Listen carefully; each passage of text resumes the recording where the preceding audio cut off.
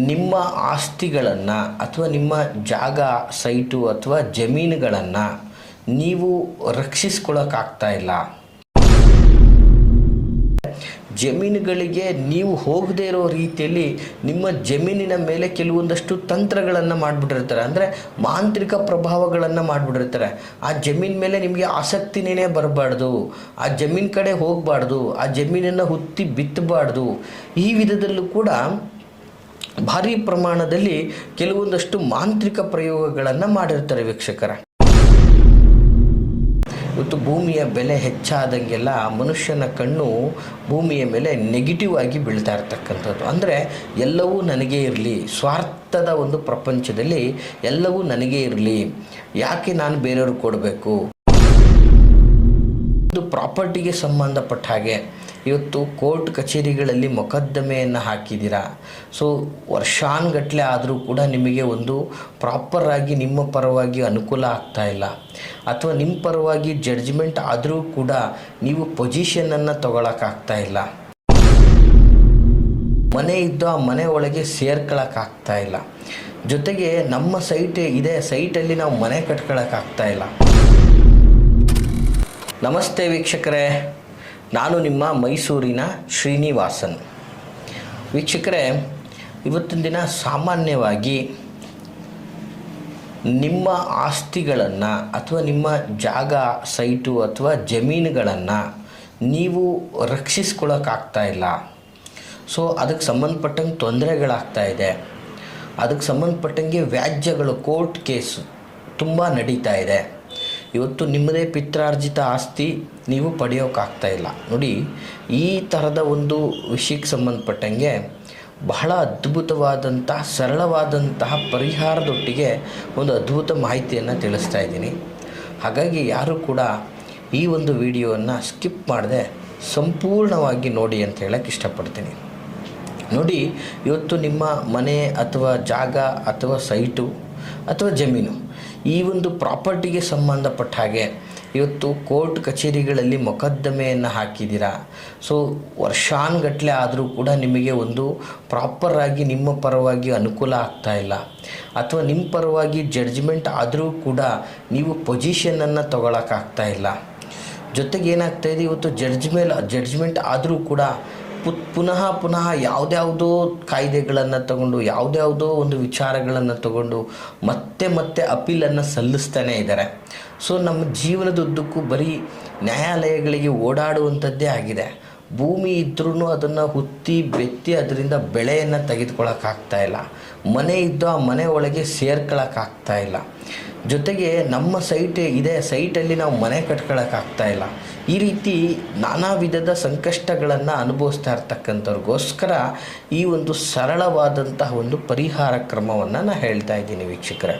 ನೋಡಿ, ಇವತ್ತು ಏನಾಗ್ಬಿಟ್ಟಿದೆ, ಕೆಲವು ಕಡೆ ಇವತ್ತು ಭೂಮಿಯ ಬೆಲೆ ಹೆಚ್ಚಾದಂಗೆಲ್ಲ ಮನುಷ್ಯನ ಕಣ್ಣು ಭೂಮಿಯ ಮೇಲೆ ನೆಗೆಟಿವ್ ಆಗಿ ಬೀಳ್ತಾ ಇರ್ತಕ್ಕಂಥದ್ದು. ಅಂದರೆ ಎಲ್ಲವೂ ನನಗೇ ಇರಲಿ, ಸ್ವಾರ್ಥದ ಒಂದು ಪ್ರಪಂಚದಲ್ಲಿ ಎಲ್ಲವೂ ನನಗೇ ಇರಲಿ, ಯಾಕೆ ನಾನು ಬೇರೆಯವ್ರಿಗೆ ಕೊಡಬೇಕು. ಏನಾಗ್ಬಿಟ್ಟಿದೆ, ಕೆಲವೊಂದು ಸಮಸ್ಯೆಗಳು ಈ ಜಮೀನಿಗೆ ಸಂಬಂಧಪಟ್ಟ ಹಾಗೆ ಇವತ್ತು ಅಣ್ಣ ತಮ್ಮಂದಿರು, ಬಂಧು ಮಿತ್ರರಲ್ಲೇ ಅಕ್ಕಪಕ್ಕದಲ್ಲೇ ಪ್ರಾಪರ್ಟಿಗಳನ್ನು ಅವ್ರಿಗೆ ವಿಭಾಗವಾಗಿ ಕೊಟ್ಬಿಟ್ಟಿರ್ತಾರೆ. ಬಟ್ ಅವರು ತಂದೆಗಳು ಆಗ ಒಂದು ಪ್ರೀತಿ ವಿಶ್ವಾಸ ಇರುತ್ತೆ, ಹಾಗೆ ಬಂದುಬಿಟ್ಟಿರ್ತಾರೆ. ಅವರ ಮಕ್ಕಳಲ್ಲಿ ಆ ಒಂದು ಪ್ರೀತಿ ವಿಶ್ವಾಸ ಇರಲ್ಲ. ನಮ್ಮ ಅಪ್ಪನಿಗೆ ಇದೇ ಭಾಗ ಬರಬೇಕು, ಅದು ನನಗೆ ಬೇಕಾಗಿಲ್ಲ, ಇದೇ ಬೇಕು ಅನ್ನುವಂತಹ ನಿಟ್ಟಲ್ಲಿ ವ್ಯರ್ಥವಾಗಿ ಆ ಕುಟುಂಬವನ್ನು ದೌರ್ಜನ್ಯ ಮಾಡುವಂಥದ್ದಾಗಿರ್ತದೆ. ಮತ್ತು ಕೆಲವೊಂದು ಕಡೆ ಏನಾಗಿರ್ತದೆ, ಇವತ್ತು ಪ್ರಾಪರ್ಟಿ ವಿಷಯಗಳಲ್ಲಿ ಏನಾಗ್ತದೆ, ಲಿಟಿಗೇಷನ್ಗಳು ಬಂದಿರ್ತದೆ. ಸೊ ಗೊತ್ತಿಲ್ಲದೇ ಈ ಬ್ರೋಕರೈಸ್ಗಳಿಂದಾಗಿ ಆಗಿರ್ಬೋದು, ಅಥವಾ ಅವರ ಒಂದು ಆತುರದ ನಿರ್ಧಾರಗಳಿಂದ ಆಗಿರ್ಬೋದು, ಯಾವುದನ್ನು ಪರಿಶೀಲನೆ ಮಾಡದೆ ಯಾವುದ್ಯಾವುದೋ ರೆವಿನ್ಯೂ ಲ್ಯಾಂಡ್ಗಳನ್ನಾಗಿರ್ಬೋದು, ಇನ್ನೊಂದಾಗಿರ್ಬೋದು, ಅದನ್ನು ಖರೀದಿಯನ್ನು ಮಾಡಿಕೊಂಡು ಲಕ್ಷಾಂತರ ರೂಪಾಯಿ ದುಡ್ಡನ್ನು ಕೊಟ್ಟು ದುಡ್ಡಿಗೆ ದುಡ್ಡು ಬರದೆ ಲ್ಯಾಂಡನ್ನು ಕೂಡ ಪೊಸಿಷನ್ಗೆ ತೆಗೆದುಕೊಳ್ಳೋಕ್ಕಾಗದೆ ಇವತ್ತು ಸುಮ್ಮನೆ ಅವ್ರು ಹೇಳಿದ್ದನ್ನು ಕೇಳ್ಕೊಂಡು ಬರುವಂತಹ ಪರಿಸ್ಥಿತಿಗಳಾಗ್ತಾ ಇರ್ತದೆ. ಕೆಲವೊಂದು ಕಡೆ ಏನಾಗಿರ್ತದೆ, ಇವತ್ತು ಒಂದೇ ಮನೆ ಭಾಗ ಆಗಬೇಕು ಎಲ್ಲರಿಗೂ ಕೂಡ. ಭಾಗವನ್ನು ಮಾಡಲಿಕ್ಕೆ ಹೋದಾಗ ಏನಾಗ್ತದೆ, ನನಗೇ ಸಂಪೂರ್ಣವಾಗಿ ಮನೆ ಬೇಕು ಅನ್ನುವಂಥ ವ್ಯವಸ್ಥೆ. ಹೀಗಾಗಿ ನನಗೂ ಬೇಡ ನಿನಗೂ ಬೇಡ ಅನ್ನುವಂಥದ್ರಲ್ಲಿ ಕಾನೂನು ಮೆಟ್ಲೇರಿ ನಿರ್ಧಾರ ಮಾಡ್ಕೊಳ್ಳೋಣ ಅಂಥೇಳಿ ಇದ್ದಂಥ ಮನೆಯಲ್ಲಿ ವಾಸ ಮಾಡ್ಕೊಳ್ಳೋಕ್ಕಾಗದೆ ಮನೆಗೆ ಬೀಗ ಹಾಕಿರ್ತಕ್ಕಂಥದ್ದನ್ನು ನಾವು ನೋಡಿರ್ತಕ್ಕಂಥದ್ದು. ಮತ್ತು ಕೆಲವು ಅನಿವಾರ್ಯತೆಗಳು, ಆರ್ಥಿಕ ತೊಂದರೆಗಳಿಂದಾಗಿ ಮನೆಯ ಮೇಲೆ ಸಾಲವನ್ನು ಮಾಡಿ ಬ್ಯಾಂಕ್ ಸೀಸಿಂಗ್ಗಳಾಗ್ಬಿಟ್ಟಿರುತ್ತೆ. ಇದ್ದಂತಹ ಮನೆಯನ್ನು ಆ ಬ್ಯಾಂಕ್ ಅವರಿಂದನೂ ನಾವು ಬಿಡಿಸ್ಕೊಳ್ಳೋಕ್ಕಾಗ್ತಾ ಇರೋದಿಲ್ಲ.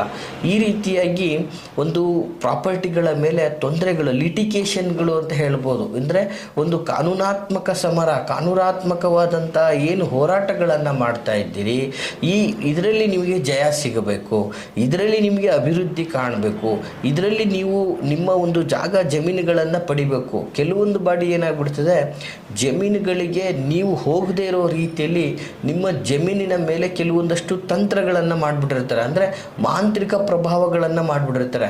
ಆ ಜಮೀನ್ ಮೇಲೆ ನಿಮಗೆ ಆಸಕ್ತಿನೇ ಬರಬಾರ್ದು, ಆ ಜಮೀನ್ ಕಡೆ ಹೋಗಬಾರ್ದು, ಆ ಜಮೀನನ್ನು ಹುತ್ತಿ ಬಿತ್ತಬಾರ್ದು. ಈ ವಿಧದಲ್ಲೂ ಕೂಡ ಭಾರಿ ಪ್ರಮಾಣದಲ್ಲಿ ಕೆಲವೊಂದಷ್ಟು ಮಾಂತ್ರಿಕ ಪ್ರಯೋಗಗಳನ್ನು ಮಾಡಿರ್ತಾರೆ ವೀಕ್ಷಕರ. ಹೀಗಾಗಿ ಅದರ ಮೇಲೆ ಆಸಕ್ತಿನೇ ಇರಲ್ಲ, ಜಮೀನಿದ್ರೂ ಕೂಡ ಬಿತ್ತಬೇಕಂತ ಅನ್ನಿಸ್ತಾ ಇರಲ್ಲ. ಸೊ ಅದರಿಂದ ಲಾಭಾಂಶ ಪಡ್ಕೋಬೇಕು ಅನ್ನುವಂಥ ಯಾವುದೇ ಯೋಜನೆಗಳು ನಿಮ್ಮ ಮೈಂಡಿಗೆ ಹೋಗ್ತಾನೆ ಇರೋದಿಲ್ಲ. ಹಿಂಗಾಗ್ತಾ ಇರ್ತದೆ, ಬರೀ ಸಮಸ್ಯೆಗಳಾಗ್ತಾ ಇರ್ತದೆ.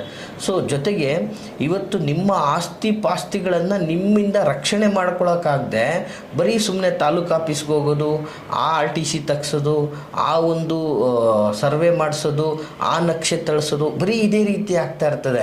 ಮತ್ತು ಕೆಲವೊಂದು ಬಾರಿ ಏನಾಗ್ತದೆ, ಜಮೀನೇ ಕಬಳಿಸ್ಕೊಂಡ್ಬಿಟ್ಟಿರ್ತಾರೆ. ಕೆಲವೊಂದಷ್ಟು ದಿನಗಳ ಕಾಲ ಊರು ಬಿಟ್ಟು ಬೇರೆ ಊರಲ್ಲಿ ನೀವು ಒಂದು ಜೀವನವನ್ನು ಸಾಗಿಸ್ಲಿಕ್ಕೆ ಅಂತ ಹೋಗಿರ್ತೀರ. ಅಷ್ಟು ಬಂದು ನೋಡೋನಷ್ಟರಲ್ಲಿ ಪ್ರಾಪರ್ಟಿನೇ ಕಬಳಿಸ್ಬಿಟ್ಟಿರ್ತಾರೆ. ಆಗ ಯಾವುದೋ ಕಾಲದಲ್ಲಿ ನಿಮಗೆ ನಿಮ್ಮ ಹೆಸರಿಗೆ ದಾಖಲಾತಿಗಳಾಗಿರ್ತದೆ ಜಮೀನುಗಳು, ನೀವು ಅದನ್ನು ಉತ್ತು ಬೆತ್ತುತ್ತಾ ಇರ್ತೀರ. ಬಟ್ ಯಾವುದೋ ಕಾಲದಲ್ಲಿ ಹಳೆಯ ದಾಖಲೆಗಳನ್ನು ತೆಗೆದುಕೊಂಡು ಬಂದು ನಂದು ಜಮೀನು ಅನ್ನುವಂತಹ ವಿಚಾರಗಳಾಗಿರುತ್ತೆ. ಸೊ ಹೀಗಾಗಿ ಠಾಣೆ ಮೆಟ್ಟಿಲೇರಬೇಕು, ಕಾನೂನಿನ ಒಂದು ಮೊರೆ ಹೋಗಬೇಕು, ದಿನನಿತ್ಯ ಹೋರಾಟ ಆಗ್ತಾ ಇದೆ ಹೊರತು ಪ್ರಾಪರಾಗಿ ನಿಮಗೆ ಪ್ರಾಪರ್ಟಿಗಳು ಸಮಸ್ಯೆಗಳಿಂದ ಮುಕ್ತಿ ಹೊಂದಕ್ಕಾಗ್ತಾ ಇಲ್ಲ. ಸಂಬಂಧಗಳಲ್ಲಿ ಕಾಂಪ್ರಮೈಸಿಗೆ ರೆಡಿ ಇಲ್ಲ, ನೀವು ಕೂಡ ಕಾಂಪ್ರಮೈಸ್ ಆಗೋಕ್ಕೆ ರೆಡಿ ಇಲ್ಲ, ನಿಮ್ಮದನ್ನು ನೀವು ಬಿಡೋಕ್ಕೆ ರೆಡಿ ಇಲ್ಲ, ಅವರು ನಿಮ್ಮದನ್ನು ಕಿತ್ಕೊಳ್ಳೋ ಗಂಟ ಅವರು ಸಮಾಧಾನ ಇಲ್ಲ. ಈ ಥರದ ಒಂದು ದುಷ್ಟ ವ್ಯಕ್ತಿತ್ವ, ಈ ಥರದ ಒಂದು ಪ್ರಾಪರ್ಟಿ ಲಿಟಿಗೇಷನ್ಗಳಿಗೆ ಸಂಬಂಧಪಟ್ಟ ಹಾಗೆ ನಾನು ಒಂದು ಸರಳವಾದಂತಹ, ಸುಲಭವಾದಂತಹ, ಒಂದು ವಿಶೇಷವಾದಂತಹ ತಂತ್ರವನ್ನು ಹೇಳ್ತಾ ಇದ್ದೀನಿ ವೀಕ್ಷಕರ. ಇದು ತುಂಬ ಸಾತ್ವಿಕವಾದಂತಹ ತಂತ್ರ. ಯಾರು ಬೇಕಾದರೂ ಒಂದೇ ಮನಸ್ಸಿನಿಂದ ಏಕಚಿತ್ತರಾಗಿ ಯಾವಾಗ ಬೇಕಾದ್ರೂ ಮಾಡ್ಬೋದಾದಂತಹ ಒಂದು ತಂತ್ರ. ಎಕ್ಸ್ಪೆಷಲಿ ಮಂಗಳವಾರದ ದಿನ ಈ ಒಂದು ತಂತ್ರ ಮಾಡಿದ್ರೆ ಬಹಳ ಶೀಘ್ರವಾಗಿ ನಿಮಗೆ ಫಲ ಸಿಗುವಂಥದ್ದಾಗಿರ್ತದೆ. ಏನಪ್ಪ ಒಂದು ತಂತ್ರ ನೋಡಿ ವೀಕ್ಷಕರೇ, ದಯವಿಟ್ಟು ಈ ಜಾಗ ಪ್ರಾಪರ್ಟಿ ಸಂಬಂಧಪಟ್ಟ ಹಾಗೆ ಯಾರೆಲ್ಲ ತೊಂದರೆಗಳನ್ನು ಅನುಭವಿಸ್ತಾ ಇದ್ದೀರಿ, ಇದನ್ನು ತಪ್ಪದೆ ಮಾಡಿ ನೀವು ನಿಮ್ಮ ಒಂದು ಪೊಸಿಷನ್ಗೆ ತಗೋಬೋದು. ಮತ್ತು ಕಾನೂನಾತ್ಮಕವಾಗಿ ನಿಮಗೆ ಜಯನೂ ಸಹ ಸಿಗ್ತದೆ, ಪ್ರಾಮಾಣಿಕವಾಗಿ ನಿಮ್ಮದಾಗಿದ್ದರೆ ಮಾತ್ರ. ಸೊ ವೀಕ್ಷಕರೇ, ಏನಪ್ಪ ಒಂದು ವಿಶೇಷವಾದಂತಹ ತಂತ್ರ ಅಂತಂದರೆ, ನೋಟ್ ಮಾಡ್ಕೊಳ್ಳಿ ವೀಕ್ಷಕರೇ. ತಂತ್ರವನ್ನು ಕೇಳಲಿಕ್ಕೆ ಪದೇ ಪದೇ ಕರೆಯನ್ನು ಮಾಡಲಿಕ್ಕೆ ಹೋಗಬೇಡಿ.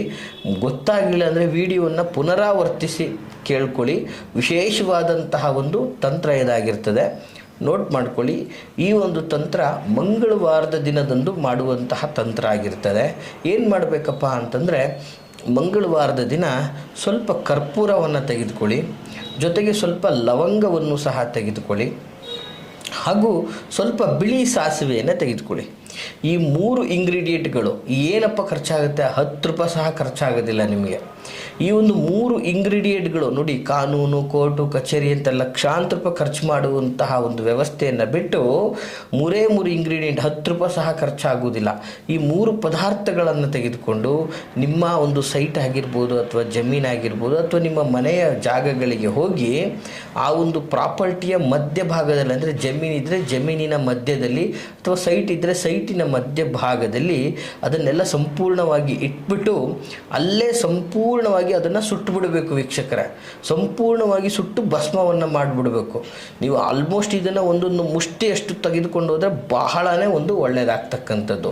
ಹೀಗೆ ಮಾಡೋದ್ರಿಂದ ಅದನ್ನು ಸುಟ್ಟು ಬಿಡೋದ್ರಿಂದ ಅಲ್ಲೇ ಸುಟ್ಬಿಟ್ಟು ಕಂಪ್ಲೀಟಾಗಿ ಸುಟ್ಬಿಡಬೇಕು. ಅದನ್ನು ಮುಚ್ಚಬೇಕಾಗಿಲ್ಲ, ಅದನ್ನೇನು ತಗೊಂಡೋಗಿ ಜಮೀನಲ್ಲೆಲ್ಲ ಹಾಕಬೇಕಾಗಿಲ್ಲ. ಜಮೀನು ಮಧ್ಯಭಾಗದಲ್ಲಿ ಸುಟ್ಬಿಟ್ಟು ಅಷ್ಟಕ್ಕೆ ಬಿಟ್ಬಿಟ್ರೆ ಸಾಕು.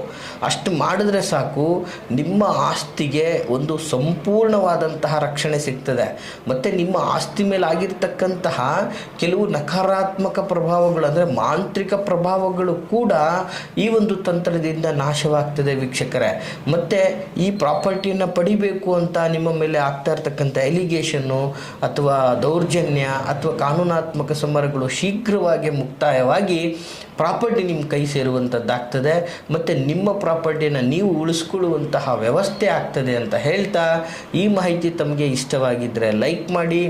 ಹಾಗೆ ಯಾರೆಲ್ಲ ಈ ಒಂದು ಜಾಗ, ಜಮೀನು, ಆಸ್ತಿಗೆ ಸಂಬಂಧಪಟ್ಟ ಹಾಗೆ ತೊಂದರೆಗಳನ್ನು ಅನುಭವಿಸ್ತಾ ಇದ್ದೀರಾ ಅಂಥವ್ರಿಗೆ ತಪ್ಪದೇ ಈ ಒಂದು ವಿಡಿಯೋನ ಶೇರ್ ಮಾಡಿ ಅಂತ ಹೇಳ್ತಾ, ಜೊತೆಗೆ ನಿಮ್ಮ ಯಾವುದೇ ಥರದ ವೈಯಕ್ತಿಕ ವಿಚಾರಗಳನ್ನು ಮುಕ್ತವಾಗಿ ನಮ್ಮೊಟ್ಟಿಗೆ ಮಾತಾಡಬೇಕು ಅಂದರೆ ವಿಡಿಯೋದಲ್ಲಿ ಕಾಣ್ತಾ ಇರ್ತಕ್ಕಂತಹ ಸಂಖ್ಯೆಗೆ ನೇರವಾಗಿ ಕರೆಯನ್ನು ಮಾಡಿ ಅಂತ ಹೇಳ್ತಾ, ಎಲ್ರಿಗೂ ಶುಭವಾಗಲಿ.